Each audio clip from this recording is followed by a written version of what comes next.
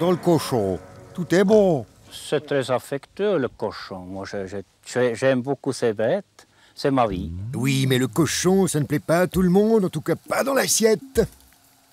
Les musulmans ne mangent pas de porc parce que c'est haram, c'est-à-dire que c'est interdit par leur religion.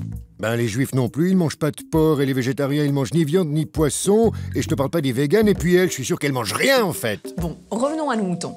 Manger du mouton, justement, ou du bœuf, du veau, du poulet, c'est autorisé par la religion musulmane, pour autant que les bêtes soient égorgées au nom de Dieu, comme le prescrit le Coran. Ça, c'est ce qu'on appelle de la viande halal. Mais en Suisse, l'abattage rituel par égorgement est interdit depuis 1893. C'était d'ailleurs l'objet de la toute première initiative populaire lancée sur fond de crise économique et d'antisémitisme.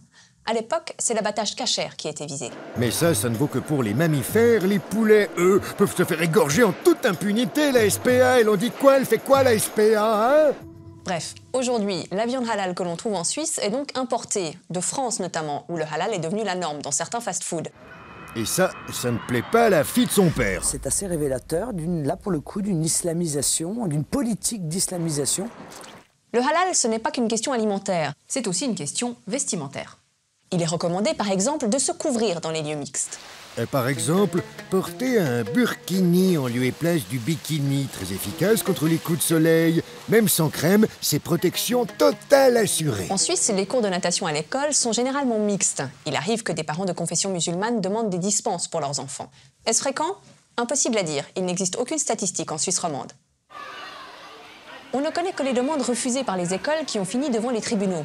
En 20 ans, on compte 4 recours au tribunal fédéral. Depuis 2008, l'ETF a toujours jugé que l'intégration, l'égalité des chances et le besoin de savoir nager priment sur la liberté religieuse. Et le besoin de savoir comment on fait les bébés, ça prime aussi sur la liberté religieuse, hein? Non, parce que les contenus cochons dans les cours, ça dérange pas mal de chrétiens. Les sexbox en plus des écoles baloises, ça leur a pas trop plu.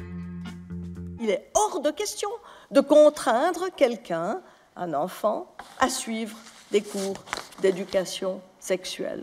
Dernier aspect de la vie quotidienne qui est soumis aux règles du halal, l'argent. L'islam définit des règles claires pour la finance. L'usure est proscrite, la spéculation aussi, et il est interdit d'investir dans des domaines contraires à la morale, comme les armes, l'alcool ou la pornographie. Ah ben voilà un exemple à suivre pour remoraliser la place financière suisse. Tout compte fait, je crois que je vais devenir végétarien. Le cochon, c'est plus utile en tirelire que dans l'assiette. Oh non, Piggy!